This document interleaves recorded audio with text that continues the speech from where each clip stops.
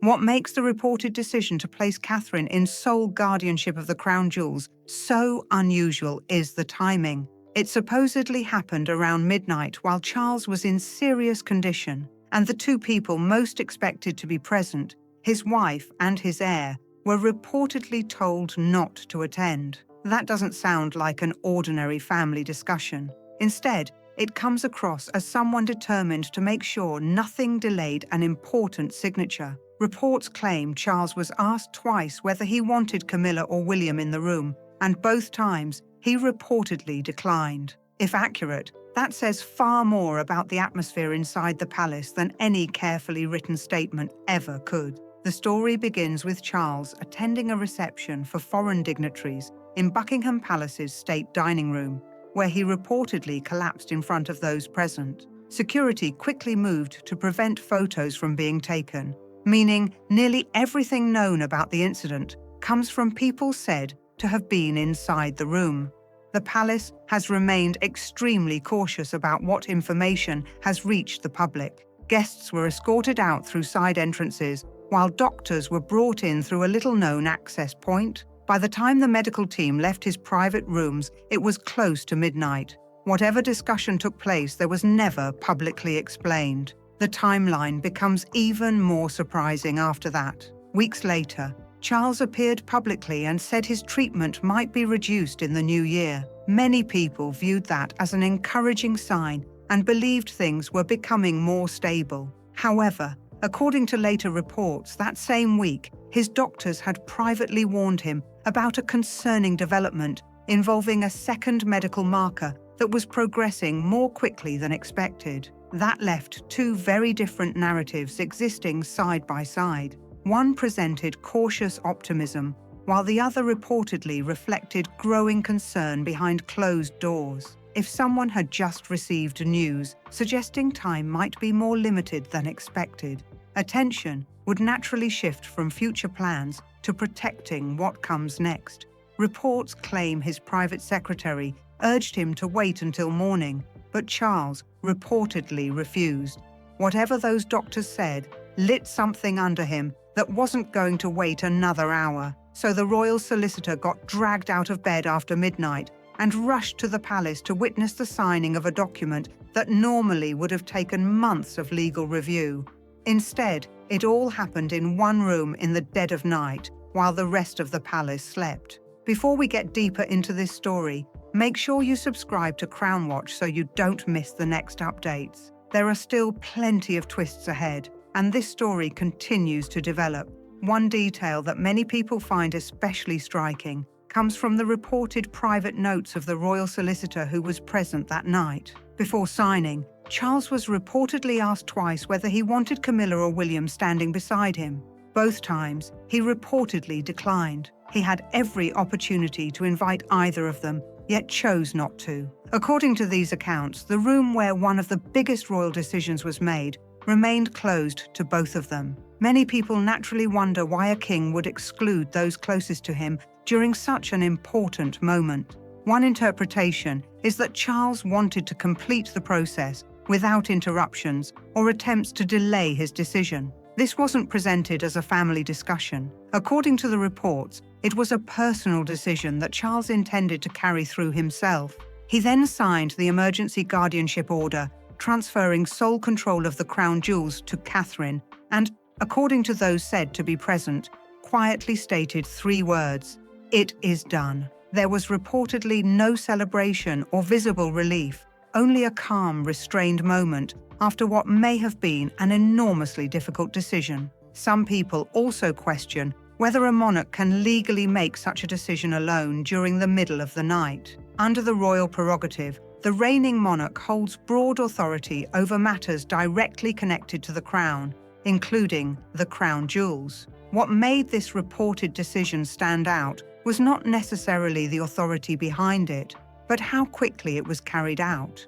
Matters of this importance are often handled over long periods through careful planning and private discussions. Instead, everything was reportedly completed with a single late-night signature, leading some observers to believe Charles felt there was little time left for delay. when you actually look at what these treasures have already survived, it puts the whole thing in perspective. They were destroyed once already centuries ago, melted down completely in a deliberate attempt to wipe the monarchy off the map. And still, the tradition clawed its way back from nothing. They survived being stolen from the heart of the Tower of London by a man clever enough to earn the keeper's trust before turning on him. After surviving centuries of wars, political upheaval, and the rise and fall of empires, the future of the crown jewels was reportedly decided during one quiet midnight meeting while the rest of the palace slept. According to this account, only one exhausted monarch knew that a major decision had just been made behind closed doors. Meanwhile, Camilla was about to learn something that would reportedly leave her deeply shaken. According to the story, Camilla didn't hear about the order from Charles himself. Instead, a palace staff member informed her only hours after the document had been signed. The news was reportedly delivered with careful wording, but its impact was immediate. She's said to have gone straight toward Charles's study. Reports claim the study door wasn't fully closed, allowing a nearby staff member to overhear the exchange. Camilla reportedly told Charles that his decision had left her feeling irrelevant despite being his wife. His reported response was brief and direct. According to the account, Charles replied that the crown was never something a wife permanently keeps, but something temporarily entrusted to a consort. Whether those were his exact words or not, the reported exchange reflected the constitutional reality that royal possessions remain connected to the crown rather than any individual. Understanding that tradition helps explain why the moment was reportedly so emotional. A consort does not inherit the throne or permanent control over the crown jewels. Access to many historic pieces is traditionally determined by the reigning monarch and can change when a new reign begins. According to this version of events, hearing that another senior royal had reportedly been granted lasting authority over those treasures made the situation feel far more personal. Supporters of this account also argue that the tension had been building long before that evening. One story claims Camilla had previously requested permission to wear a historic diamond necklace for an important state visit, but was told the request required further review. No public explanation reportedly followed. Then, 2 years later, that same necklace reportedly appeared on Catherine during a state dinner without advance notice to Camilla. She reportedly discovered it the same way millions of viewers did, by seeing it during the broadcast, and Camilla never once complained publicly about that necklace. Although she continued smiling in public and attending official engagements beside Catherine, some people who reportedly worked closely with Camilla have claimed she privately remembered every occasion when something she had hoped for later appeared with someone else. Individually, those moments may have seemed small, but together they were said to create a picture of years of quiet disappointment rather than open confrontation. Reports also claim that a staff member near the study overheard another emotional remark. According to that account, Camilla said she refused to become the second wife erased from history. For years, public comparisons between her and Princess Diana have remained part of the wider conversation surrounding the royal family. According to this version of events, the latest decision left Camilla feeling pushed aside once again, this time in favor of Catherine. Whether that interpretation is accurate or not, supporters of the story argue it deepened a sense of frustration that had reportedly been building for years. Charles reportedly remained seated after the exchange ended, looking down at the document that had just been signed. At that point, nobody could know how Camilla would respond, or whether the disagreement would have any lasting effect on family relationships. Many observers have questioned whether she would simply move forward as she had done after previous disappointments, or whether this moment marked a turning point. According to reports from people said to be close to the household, Camilla appeared noticeably more withdrawn in the days that followed. She reportedly missed several smaller engagements she would usually attend and declined to respond when reporters asked about Catherine's reported new role. Within a family whose public image is carefully managed, silence often leads to endless speculation about what may be happening behind closed doors. While Camilla was reportedly processing the emotional impact of the decision, Catherine was said to be facing an entirely different challenge as the responsibility placed on her continued to grow. According to this account, before the decision became official, Catherine looked Charles in the eye and asked him to wait. She reportedly told him, "Not forever, just until things were less painful for everyone in this family." Charles is said to have refused, believing there was no more time to delay. Supporters of the story argue that Catherine understood the weight of the moment because of everything she had already experienced. Before becoming a senior royal, she built her life through years of ordinary work with her family's business. Later, her own health challenges temporarily removed her from public duties, while intense public speculation surrounded her absence. She eventually returned to public life and gradually resumed her role beside the king. According to those who follow the royal family closely, Catherine has also earned praise for presenting historic royal jewels in ways that capture modern public attention. Pieces that had rarely been discussed suddenly became the focus of conversation whenever she wore them, leading many royal observers to comment on her ability to connect tradition with a new generation. Supporters believe that reputation helps explain why Charles reportedly placed such confidence in her. From this perspective, the decision was not simply about protecting valuable objects, but about preserving the long-term image of the monarchy itself. So what exactly is Catherine now holding? This isn't just a pretty title or a photo opportunity. The entire monarchy's crown jewels are reportedly under her sole guardianship. The imperial state crown sits at the center, covered with historic gemstones of extraordinary significance. The St. Edward's crown is considered even more symbolic, traditionally appearing only during the coronation of a new monarch before the world. Among the most famous pieces in the crown jewels is the Cullinan diamond, whose discovery remains connected to the complex history of colonial-era mining. Another centerpiece is the Koh-i-Noor, a diamond whose history has been debated for generations. Rather than being remembered simply as a beautiful gemstone, the Koh-i-Noor has passed through the hands of numerous rulers during periods marked by conflict, conquest, and political struggle. Even today, several countries continue to argue that it should be returned, maintaining that it was taken under colonial rule rather than legitimately acquired. According to this narrative, Catherine has inherited more than a remarkable jewel.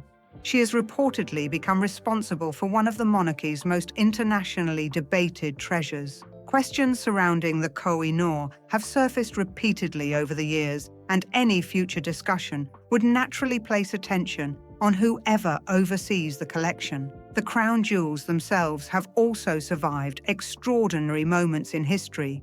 During the 17th century, much of the original collection was destroyed following the abolition of the monarchy, with valuable materials melted down or dispersed. After the monarchy was restored, a new collection was created to replace what had been lost. The collection also survived one of its most famous security breaches. In 1671, Thomas Blood gained the trust of the keeper of the crown jewels over an extended period before attempting to steal them from the Tower of London. He was eventually captured, yet King Charles II later granted him a pardon, a decision historians have debated ever since. Some believe the king admired his boldness, while others have suggested there may have been political reasons behind the unexpected pardon. Either way, the treasure has only ever been stolen once, and it was stolen by the one person the keeper trusted most in the entire world. Here's the question that many royal watchers have been asking.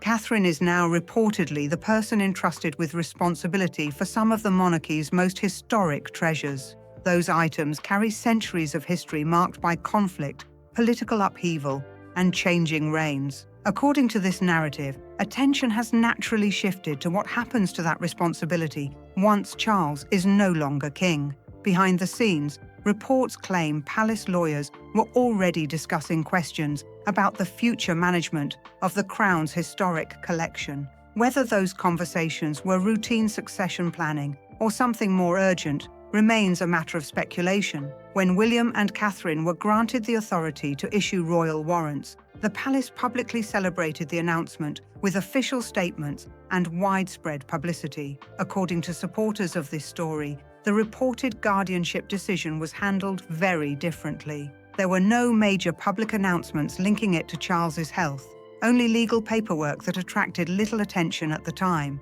That contrast has fueled further speculation. Charles's condition has been described by some reports as precarious, while official updates focused only on adjustments to his treatment. The difference between those public and private narratives has become one of the central questions surrounding this story. Many royal observers have also noted that Catherine has been trusted with responsibilities that previous royal consorts, including Diana, never received. Historic jewels returning to public view during her appearances have likewise been interpreted by some as symbols of continuity during an uncertain period. Looking at each development individually, they can be seen as routine succession planning. But viewed together, and in the order they reportedly unfolded, some observers believe they suggest a monarch determined to complete important decisions as quickly as possible, as though racing against a clock only he could hear ticking. Royal historians have repeatedly pointed out that they struggle to find another period where so many significant royal responsibilities appeared to shift in such a short space of time without one clear public explanation tying everything together. Whether those developments were routine succession planning or simply reflected unusual circumstances remains a subject of ongoing debate. There is another factor that many royal observers believe cannot be ignored. Everywhere Catherine appears, the attention is immediate. Outfits she wears often sell out within hours.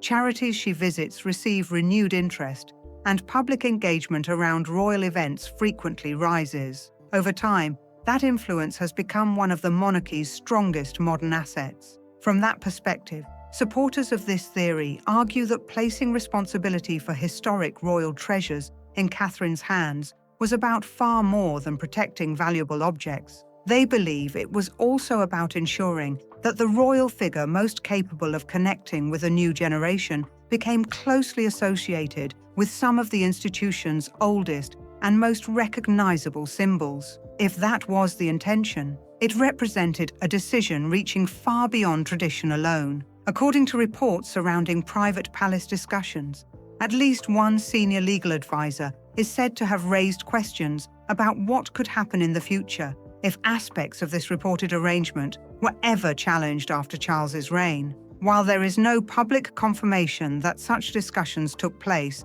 the suggestion has fueled continued speculation among royal watchers. If a dispute over a decision of this scale ever reached the courts, legal experts have noted it could involve constitutional questions, rarely, if ever, examined in modern times. Issues surrounding the royal prerogative and the authority of a reigning monarch have historically remained largely outside ordinary legal disputes, making any hypothetical challenge especially significant. Even the possibility of such a debate has encouraged royal commentators to examine previous reigns, searching for historical examples that might offer guidance. So far, many argue there are very few situations that closely resemble the circumstances being discussed today. Attention has also turned toward major royal events. According to people said to be familiar with preparations for Trooping the Colour, planners have reportedly used unusually careful language behind the scenes.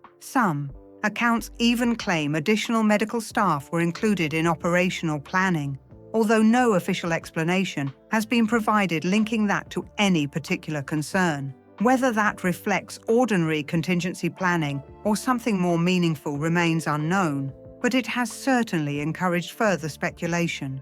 Some commentators believe palace officials are also preparing for every possible future scenario, ensuring long-established succession procedures could be implemented smoothly whenever required. Royal households have always maintained contingency plans, but supporters of this narrative argue that recent developments have made those preparations feel more immediate than ever before. Others caution that contingency planning is a standard part of royal operations and should not automatically be interpreted as evidence that any specific outcome is imminent. When viewed individually, every announcement can be explained as ordinary planning, a legal filing here, a ceremonial responsibility there, a new role quietly assigned without fanfare. None of those developments necessarily prove anything on their own, yet many observers argue that when the entire sequence is viewed together, it creates a picture that feels increasingly difficult to dismiss.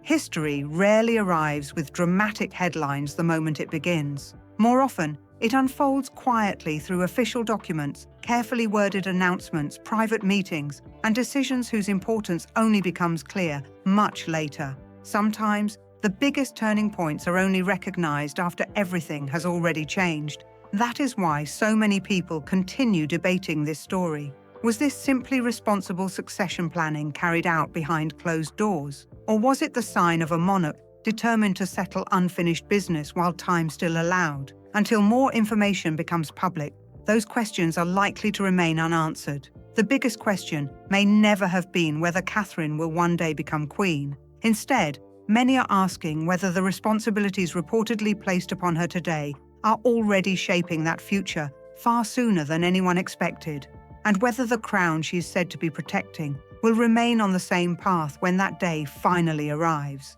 Whatever the truth ultimately turns out to be, the conversation surrounding these reported decisions is unlikely to fade anytime soon. Every new public appearance, every official announcement, and every carefully chosen palace statement will probably be examined more closely than ever before, as people search for clues about what the future of the monarchy may hold. If you enjoyed this breakdown, let us know what you think in the comments. Do you believe these developments are simply routine royal planning?